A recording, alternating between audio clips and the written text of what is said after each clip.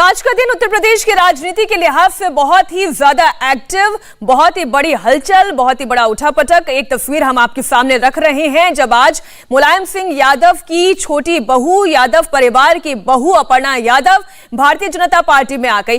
दो बेहद खास मेहमान हमारे साथ जुड़े हुए हैं। एक बार मैं फिर आपका स्वागत करती हूं। समाजवादी पार्टी नेता स्वामी प्रसाद मौर्य हमारे साथ हैं, उत्तर प्रदेश सरकार में मंत्री मोहसिन रजा हमारे साथ हैं। आप दोनों का एक बार फिर बहुत स्वागत है इंडिया टीवी पर। स्वामी प्रसाद जी, अब देखिए ना, आप भारतीय जनता पार्टी से गए क्या?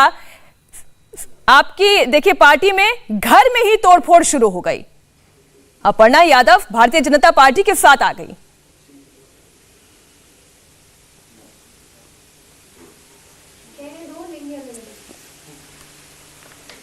स्वामी प्रसाद मौर्य जी। जी, भारतीय जनता पार्टी बहुत खुशी मना रही है, ये खुशी उसे मुबारक। लेकिन वो एक नहीं, इस तरीके से सैकड़ों लोगों को तोड़कर ले जाने के बावजूद भी अब उनकी दुर्दशा होनी ही होनी है किसी तरीके से, क्योंकि उनकी कलई खुल गई। किस तरीके से ये दलित विरोधी हैं, पिछड़ा विरोधी हैं, किसान विरोधी हैं, नौजवान छात्र विरोधी हैं और साथ ही साथ छोटे व्यापारी विरोधी हैं, ये इनकी कलई खुल गई है। अब कलई खुल जाने के बाद उसको कितना भी चाक चौबंद पाबंद लगाने की कोशिश क्यों न करें, अब किसी भी हालत में लोग इनके गलत मुगालते में नहीं आने वाले हैं। लेकिन स्वामी प्रसाद जी, ये बात जैसा आपने कहा ना कि चाहे तो कितने लोगों को भारतीय जनता पार्टी ले जाए, ये कितने लोगों की बात नहीं है, ये अपर्णा यादव की बात है, मुलायम सिंह यादव की छोटी बहू की बात है। इसलिए ये सवाल महत्वपूर्ण हो जाता है। वो छोटी बहू है, कोई वो छोटी बहू है, केवल कोई नेता नहीं है, कोई विचारक नहीं है, संघर्ष का कोई उनका राजनीतिक कैरियर नहीं रहा है। वो एक बड़े परिवार की बहू है, बस बहू के अलावा कुछ नहीं है। उनकी ना अपनी कोई सोच है, कोई ना आइडियोलॉजी है, ना कोई संघर्ष है। हाँ, इतना जरूर है, बड़े परिवार की बहू होने के नाते बड़े परिवार का नाम उनके साथ जुड़ा है, इसलिए महत्व है। लेकिन ऐसे लोग हजारों बड़े परिवार की बहू या भाई या भतीजे निकल करके आए, भारतीय जनता पार्टी में जाएं, तो भी भारतीय जनता पार्टी एक वोट अब बढ़ोतरी नहीं कर सकती है। अच्छा, आपने बहुत बड़ी बात कह दी कि केवल एक परिवार की वो बहू हैं, उनके जाने ना जाने से कोई बहुत बड़ा अंतर पड़ता नहीं है। इसलिए मोहसिन जी, अब ये देखिए कितनी बड़ी बात स्वामी प्रसाद मौर्य ने कह दी। मुलायम सिंह यादव परिवार की वो केवल बहू है, ना कोई आइडियोलॉजी है, ना कोई विचार है, ना कोई जनाधार है। ऐसे नेता के आने का आप जश्न मना रहे हैं, वो तो नेता भी मानने से इनकार कर रहे हैं। देखिए, बड़े दुर्भाग्य की बात है, हमारे वरिष्ठ हैं, मैं उनका सम्मान करता हूं।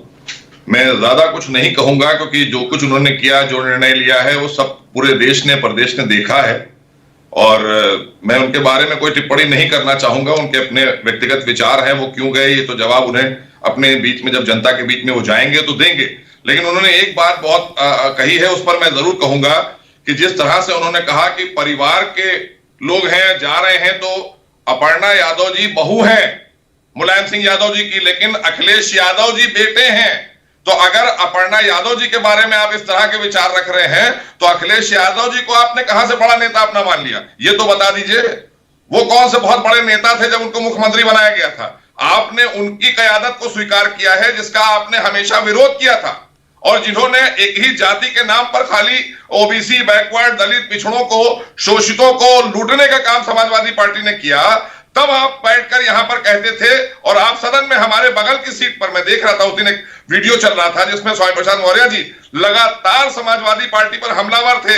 ये अभी की वीडियो है, ज्यादा पुरानी नहीं थी, मुश्किल से 2 महीने पहले का जो सदन था, हम तो देख रहे थे और हम उनको सम्मान करते हैं, हमसे बड़े हैं, मैं उनको ऊपर कोई टिप्पणी नहीं करना चाहता। लेकिन आप बताइए कि आप वहां गए हैं जहां पर दलितों को लूटा जाता है, शोषितों को, वंचितों को, बैकवर्ड को, और जहां देश में भारतीय जनता पार्टी ने ओबीसी से एक इतना यशस्वी प्रधानमंत्री, जो दुनिया का सबसे बड़ा नेता बन के उभरा है, आप उसको छोड़कर वहां गए हैं। क्या विचारधारा लेकर गए, ये तो आपको बताना होगा। लेकिन आज अगर आप अखिलेश जी को नेता मान रहे हैं और अपर्णा जी को आप ये कहकर किनारे कर रहे हैं, तो ये आपके इसका क्या आप तात्पर्य है। हम इसका जवाब स्वामी प्रसाद मौर्य से ले लेते हैं ना मोहसिन जी। देखिए, अखिलेश यादव पर भी तो मुलायम सिंह यादव और शिवपाल यादव का हाथ था, तब वो बड़े नेता बने और धीरे धीरे करके अपनी बुनियाद को मजबूत करते गए। अपर्णा यादव को घर में ही वो सम्मान शायद नहीं मिला, शायद पार्टी में वो सम्मान नहीं मिला। 2017 के चुनावों की तस्वीर आप याद करिए ना स्वामी प्रसाद मौर्य जी, जब जहां से वो चुनाव लड़ रही थी, मुलायम सिंह यादव उनके लिए प्रचार के लिए पहुंचे, लेकिन अखिलेश जी नहीं गए।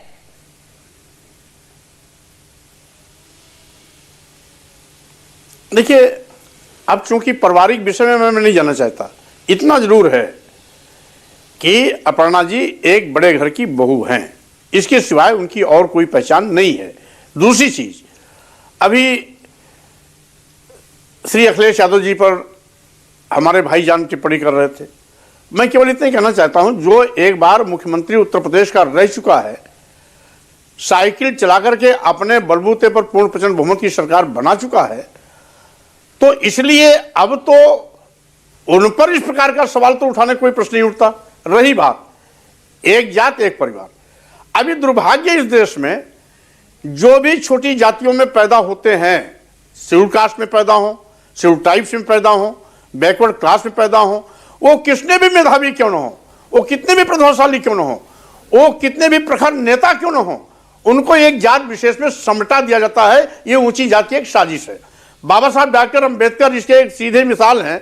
विश्व के सबसे बड़े विद्वान थे, लेकिन यहां जब भारतीय जमीन पर आए तो यहां के लोगों ने उनको सामान्य अनुसूचित जात समझ करके जो भेदभाव किया वो किसी से छिपा नहीं है। वो परंपरा आज भी चली आ रही। आजादी जरूर मिल गई, भारतीय संविधान भी लागू हो गया, लेकिन ऊंची जात की वो मानसिकता, जो सड़ी गई मानसिकता है कि हम ऊंच हैं और सब नीच हैं, ये हर जगह पर नीच होने का सर्टिफिकेट दे देते हैं। अब आपने तो एक बार मोदी जी की उस व्यथा को सुना होगा, जब सार्वजनिक रूप से उन्होंने कहा था, लोग हमको नीच इसलिए कहते हैं क्योंकि मैं पिछड़ी जात में पैदा हुआ हूं।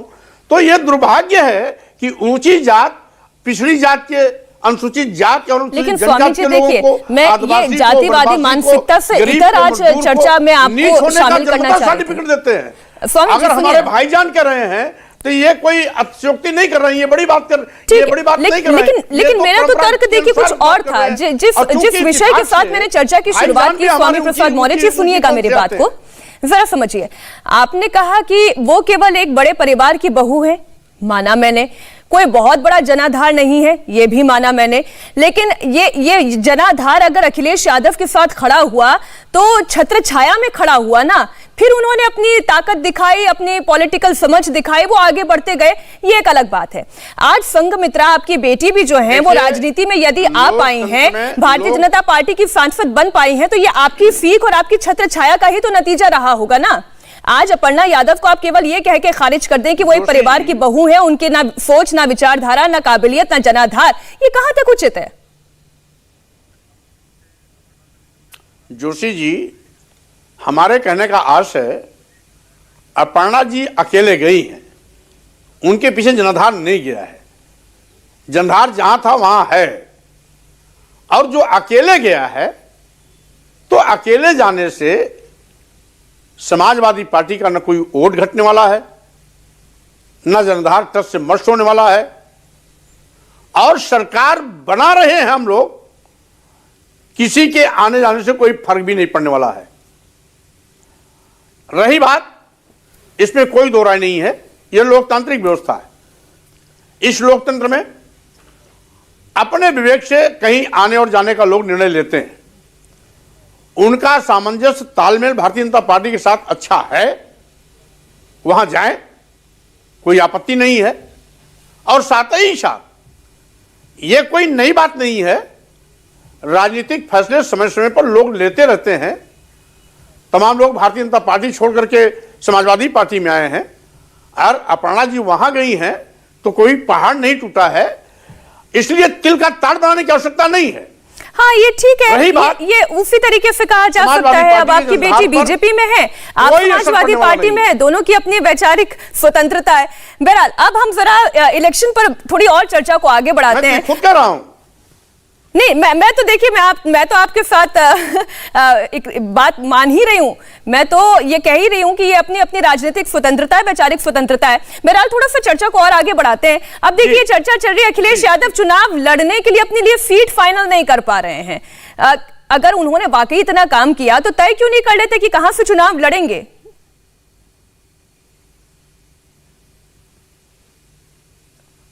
अब देखिए, ये तो बहुत छोटी बात है।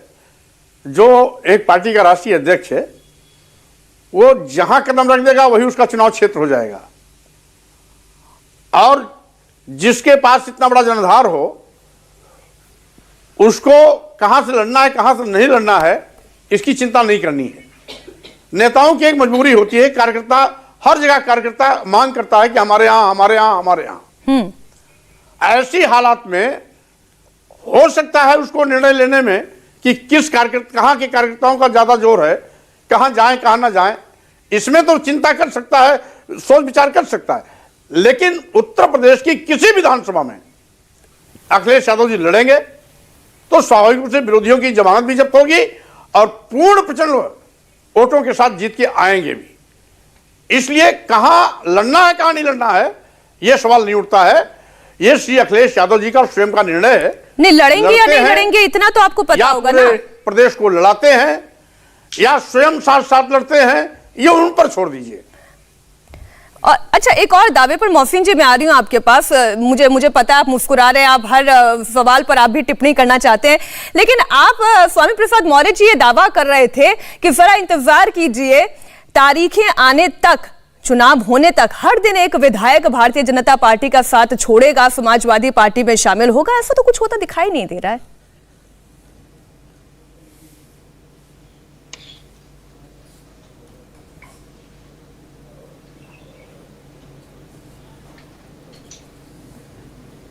आवाज आ रही मेरी स्वामी प्रसाद मौर्य जी? सवाल मेरा आप ही से है। आपने तो दावा किया था हर दिन एक विधायक टूटेगा। हाँ जी, हाँ बोले जी, बताएं। नहीं, आपने दावा किया हर दिन एक विधायक टूटेगा, ऐसा तो दिख नहीं रहा है। जितने टूटने थे टूट गए, पहुंच भी गए जहां पहुंचना था। आपने देखा नहीं जहां पर ये 40%, 50% टिकट काटने जा रहे थे, टिकट काटने की प्रक्रिया रुक गई। ये स्वामी प्रसाद मौर्य के पार्टी छोड़ने का ही दहशत है, डर है। और साथ ही साथ हर जगह चाक चौबंद व्यवस्था करके, मान मनोबल करके, टिकट न काटने का आश्वासन दे करके उन्होंने रोकने का काम किया है। और हम तो चाहते हैं कि क्षेत्र में जिनकी लोकप्रियता घटी थी, जिनका कटना था, प्रत्याशी बन गए, तो स्वाभाविक रूप से अब उनकी हार तय है। हमारी लड़ाई आसान है। नए प्रत्याशी आते तो टफ लड़ाई होती। अब जिनको काटने जा रहे हैं उन्हीं को रिपीट कर दिया। ठीक है, तो स्वाभाविक जी, मतलब आपने बैरिकेडिंग कर दी, आसान हो गई। ये दहशत इतनी थी। ये हमारी रणनीति का एक हिस्सा है कि हमने इनको मजबूर किया कि उनको लड़ावें जिसका टिकट ये काटने जा रहे हैं। अच्छा मोहसिन जी, देखिए आपको इतना डराया, इतने दहशत में डाल दिया गया कि आपने बैरिकेडिंग कर ली। जिनका टिकट कटने वाला था उनको आपने फिर से रिटेन कर लिया, ऐसा है क्या? कि भारतीय जनता पार्टी विश्व की सबसे बड़ी पार्टी, सबसे बड़ा दल है। हमारे पास 18 से 20 करोड़ कार्यकर्ता हैं पूरे देश में जो जन सेवा का काम कर रहे हैं, राष्ट्रहित में काम कर रहे हैं। ये स्वामी प्रसाद जी खूब जानते हैं। और मैं तो चाहूंगा कि अभी वो अखिलेश यादव जी के बारे में कह रहे थे, वो की स्थिति है कि वो कहां से चुनाव लड़ेंगे, तो पटरौना से लड़ा देना चाहिए। नहीं, वो तो लड़ेंगे या नहीं लड़ेंगे उस पर भी संशय मोहसिन जी। से चुनाव लड़ा देना चाहिए। और क्योंकि स्वामी प्रसाद जी गए हैं, उनकी विचारधारा से प्रभावित होकर गए हैं। और अभी वो वहां एक आए थे, बोटी बोटी काटने वाले, देश के यशस्वी प्रधानमंत्री की बोटी बोटी करने वाले मंच पर आए थे। उनको लेकर भी वो की स्थिति है, वो कहां से लड़ेंगे? तो ये सारी चीजें वहां देखिए, कहां जहां अपराधियों को महिमा मंडित किया जा रहा है। और मैं एक बात और पूछना चाहूंगा, क्योंकि मैं स्वामी प्रसाद जी बहुत वरिष्ठ हमारे सदन के साथी हैं और मैं बहुत कुछ चीजें सीखना चाहता था, लेकिन बड़ी मैं हैरत में पड़ गया हूं उनके इस निर्णय से कि मैं मतलब ये नहीं समझ पा रहा हूं कि इतनी इमेच्योरिटी कैसे उन्होंने दिखाई। मतलब हमको तो वो वरिष्ठ है हमारे सामने और उनका मैं सम्मान करता हूं, लेकिन इमेच्योरिटी उनकी क्यों हुई?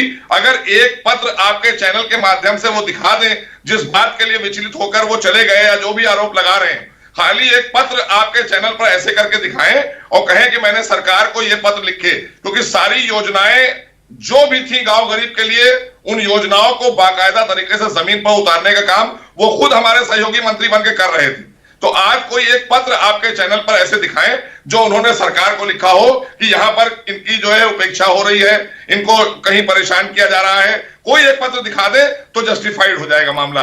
लेकिन ये बड़ा दुर्भाग्यपूर्ण रहा कि क्यों चले गए मैं नहीं समझ पाया। और मुझे तो बड़ा अफसोस भी है कि भाई मैं तो उनको सोचता था कि मैं अक्सर वो मिलते थे, मेरा पड़ोसी भी है, तो मैं कहता था उनसे कि क्या हम बताएं आपसे, मैं बहुत प्रभावित रहता हूं। लेकिन इस निर्णय के बाद लेकिन शिकवा तो देखिए हो गया ना, गिला और शिकवा इतना कि पार्टी छोड़कर वो चले गए। अब स्वामी प्रसाद मौर्य देखिए वो आपसे कह रहे हैं कि एक पत्र तो दिखा दे। आपने कहा अलग अलग प्लेटफॉर्म पे बड़े से लेकर हर व्यक्ति तक आपने बात पहुंचाई, लेकिन बात ही नहीं सुनी गई। कोई पत्र तो आपने लिखा ही होगा बेशक। देखिए दो चीजें जोशी आप जानते हैं, मंत्रिमंडल की सामूहिक जिम्मेदारी होती है। सामूहिक जिम्मेदारी निभाने के लिए पत्र नहीं लिखा जाता है, बल्कि कैबिनेट में बात की जाती है, और जब वहाँ बात नहीं सुनी जाती है तो केंद्रीय नेतृत्व के सामने बात रखा जाता है। और पत्र लिखना न लिखना ये तो सामान्य विधायक या नेताओं का काम है जो मंत्रिमंडल में नहीं है। मंत्रिमंडल में चर्चा होती कैबिनेट में, वहाँ बात रखी गई, वहां बात अनसुनी की गई, केंद्रीय नेतृत्व। अब देखिए ना स्वामी प्रसाद मौर्य जी, मैं बीच में आपको इसलिए टोक रही हूं, मुझे माफ कीजिएगा, लेकिन आपने खुद नहीं कहा कि पत्र सुनिए ना, सुनिए तो स्वाभाविक रूप से हमें वो निर्णय लेना पड़ा। सर सुनिए तो आपने अभी मौर्य साहब ये कहा कि ये पत्र वत्र लिखने की प्रक्रिया तो सामान्य विधायकों की होती है। अब तो आप खुद ही कह रहे हैं कि आप सामान्य से कई अधिक महत्वपूर्ण हैं। बहुत आपकी देखिए मोहसिन रजा भी जो है आलोचना भी नहीं कर पा रहे हैं, ये आपका कद रहा पार्टी में। तब ऐसे व्यक्ति की भी अगर बात ना सुनी जाए तो थोड़ी मुझे हैरानी होती है कि इतना मान भी मिला, इतना सम्मान भी मिला, लेकिन बात नहीं बन पाई। अच्छा, हैरानी की बात भी है। अगर ये हैरानी की बात नहीं आती तो इस्तीफा होता क्यों? भाई मैंने अनुसूचित जात, अनुसूचित जनजात, पिछड़े वर्गों के आरक्षित पदों पर सामान्य वर्ग के लोगों की भर्ती का औचित्य क्या था, एक चीज। दूसरी चीज, बिना आवेदन मांगे, बिना एडवर्टाइजमेंट निकाले एक लाइन का प्रस्ताव लाए कि अनुसूचित जात, अनुसूचित जनजात के अभ्यर्थी उपलब्ध नहीं है, पिछड़े वर्ग के अभ्यर्थी उपलब्ध नहीं है, इसलिए इनके स्थान को सामान्य वर्ग से भर लिया जाए। प्रक्रिया यह है कि एक बार, दो बार, तीन बार एडवर्टाइजमेंट निकाला जाता है, कोई प्रार्थना पत्र नहीं आता, तब इस प्रकार की टिप्पणी लिखी जाती है। बिना एक बार भी एडवर्टाइजमेंट निकाले इस प्रकार का प्रस्ताव लाकर के सारी नियुक्ति इन्होंने कर लिया, और मैं ऑब्जेक्शन करता रह गया। मुख्यमंत्री जी ने उस समय मेरे विरोध पर हमारा साथ भी दिया, लेकिन उस प्रक्रिया को रोकने का काम नहीं किए। नतीजा हुआ, उसी प्रस्ताव के आधार पर निरंतर पिछले 6 महीने से मेडिकल कॉलेजों में professor, reader, associate professor, assistant professor, सबकी नियुक्ति धड़ाधड़ हो रही है। एक वर्ग विशेष के लोग, अनुसूचित जात, अनुसूचित जनजात, पिछड़े वर्ग, क्या हिंदू नहीं है? क्या हिंदू का एजेंडा ये चलाते हैं? क्या ये लोग हिंदू नहीं है? आखिर ये लोग हिंदू नहीं है तो क्या जिन पर आप मेहरबान हैं, सामान्य वर्ग के कुछ लोग वही हिंदू हैं। ठीक है मोहसिन जी, हिंदुओं में भी आपने विभाजन कर दिया। देखिए, मैंने कहा ना कि हम सबका साथ, सबका विकास और सबके विश्वास, जो आज सबका विश्वास आप देख रही है, सबका साथ सबका विकास से हुआ है। क्योंकि 7 वर्षों तक देश के यशस्वी प्रधानमंत्री, जो कि बार बार मैं कहना नहीं चाहता, बार बार कहने की जरूरत नहीं है, स्वामी प्रसाद जी खूब जानते हैं कि राष्ट्रीय ओबीसी आयोग को मोदी जी ने संवैधानिक दर्जा दिलवाया पहली बार। उससे पहले समाजवादी पार्टी, कांग्रेस, ये सब सरकारों में थे और ये खुद भी बसपा में थे, तब कोई आवाज नहीं उठाई गई थी इस आयोग की। इसको संवैधानिक दर्जा अगर किसी ने दिया तो आदरणीय मोदी जी ने दिया। तो हम तो लड़ाई हमेशा सबकी लड़े, पिछड़ों की, शोषितों की, वंचितों की। हमने कोई योजना बनाई, किसी में भेदभाव नहीं किया। 44 लाख मकान दिए गए, वो सबको दिए गए, सारे जो पात्र गरीब बने उनको दिए गए। हमने कोई मत और मजहब और जाति देखकर कोई योजना नहीं बांटी। लेकिन ये इस तरह की बातें, जिस तरह की आज उठा के बात को हम कह रहे हैं, अगर कोई बात थी तो स्वामी प्रसाद मौर्य जी को बहुत समय था, लगातार सदन में चर्चा कर रहे थे, हमलावर हो रहे थे विपक्ष पर, हमलावर होते थे समाजवादी पार्टी पर, तब क्यों नहीं इन्होंने वो बात उठाई? और वहीं सदन में क्यों नहीं कहा कि हमारी उपेक्षा हो रही है या इस बात को भी उठाना चाहिए? अपनी बात को नहीं कहकर और बात को आज जब पूरे 5 वर्ष गुजर गए तब वो गए हैं, इसलिए एक प्रश्न चिन्ह लग रहा है और उस प्रश्न का जवाब उनको पडरौना की जनता देगी, ये मैं जानता हूं। मैं जिस जनता से कोई संकल्प लेकर आता हूं और उसका संकल्प पूरा नहीं करता हूं, तो वो जनता का अधिकार है मुझसे सवाल करके पूछे। तो इसलिए पडरौना की जनता सवाल करेगी और स्वामी प्रसाद जी जवाब देंगे, क्योंकि कोई भी बात उन्होंने जो आरोप लगाए हैं वो निराधार है, कोई आरोपों में प्रामाणिकता नहीं है। वो ठीक है स्वामी प्रसाद मौर्य जी, लेकिन अगर समाजवादी पार्टी में गए हैं तो कुछ ना कुछ तो आपको वहां अच्छा लगा ही होगा, इसलिए आज आप पडरौना की जनता को भी संबोधित कर दें इंडिया टीवी के माध्यम से और हमारे दर्शकों को भी ये समझाएं कि समाजवादी पार्टी ने ऐसा क्या खूब कर दिया कि आपको लगा कि नहीं, समाजवादी पार्टी में आप लोगों के लिए जगह भी है और सम्मान भी है। आप चलिए कुछ 5 नीतियां ऐसी गिना दी जो उनकी पूर्ववर्ती सरकारों में उन्होंने अच्छा किया। नहीं, पहले सबसे पहले तो जोशी जी, भाई मोहसिन रजा जी ने जो ये कहा कि पिछड़ा वर्ग को राष्ट्रीय उसका संवैधानिक दर्जा दिया, मैं वहीं आ रहा हूं। उसी पिछड़ा वर्ग आयोग भारत सरकार ने 69,000 शिक्षकों की भर्ती में 19,000 आरक्षित पदों पर सामान्य वर्ग के लोगों की भर्ती का प्रकरण का संज्ञान लेते हुए माननीय मुख्यमंत्री जी को पत्र लिखा कि 19,000 आरक्षित पदों पर आपने अनारक्षित वर्ग के लोगों को भर दिया है, जो भारतीय संविधान की व्यवस्था के विरुद्ध है। अतः अनुरोध है कि इस पर पुनर्विचार करते हुए आरक्षित पदों पर आरक्षित वर्ग के लोगों की ही तैनाती सुनिश्चित कराएं।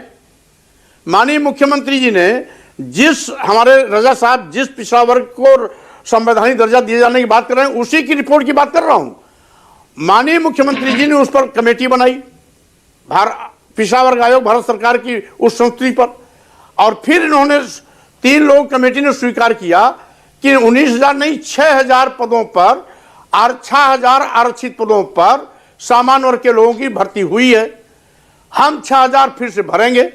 एक भी नियुक्ति नहीं की, गलती स्वीकारने के बावजूद भी एक भी भर्ती नहीं की। यही मैं कहता हूं, इनका जो सबका साथ, सबका विकास, सबका विश्वास, सबका प्रयास नारा है, ये लोगों के धूल झोंकने के सिवाय और कुछ नहीं है। ये कहते कुछ है, करते कुछ है। ठीक है स्वामी प्रसाद मौर्य जी, मोहसिन रजा जी, आप दोनों की बातें दर्शकों ने और सुन ली। अनुसूचित जात, जनजात, पिछड़े वर्गों को ये आरक्षण, मैं तो ये कह रही हूँ स्वामी प्रसाद मौर्य जी कि अगर आपने अपनी सत्ता में रहते हुए एक धरना दे दिया होता, पानी फेर रहे हैं, अनशन एक कर लिया होता, तो शायद ये जनता को आप समझा पाने में कामयाब हो जाते कि हाँ, आपने सत्ता को छोड़ अपने लोगों के साथ को। स्वामी प्रसाद जी देखिए, मैं बातों को और आगे इसलिए बढ़ा नहीं सकती क्योंकि समय मेरे पास इतना ही था, लेकिन मैं इतनी बात तो जरूर कहना चाहूंगी, अगर एक धरना, एक अनशन आपने तब कर लिया होता जब ये अत्याचार हो रहा था, तो हम भी मानते कि हाँ, आपको सत्ता की मलाई की लालसा नहीं थी, आपको अपने लोगों की ईमानदारी से उनकी तकलीफ की अनुमान था, इसलिए आपने सत्ता छोड़ दी। लेकिन ये 5 साल के बाद ये थोड़ा सा समझना मुश्किल होता है, लेकिन बहरहाल जनता देखेगी, जनता जानेगी, वोट वो देने वाली है, समझदारी उनकी। बहुत बहुत शुक्रिया मोहसिन रजा जी, स्वामी प्रसाद मौर्य जी, हमें समय देने के लिए, इंडिया टीवी में चर्चा में शामिल होने के लिए। इंडिया टीवी हर वक्त हर जगह डाउनलोड करने के लिए सर्च करें India TV news Google play store या ऐप स्टोर पर।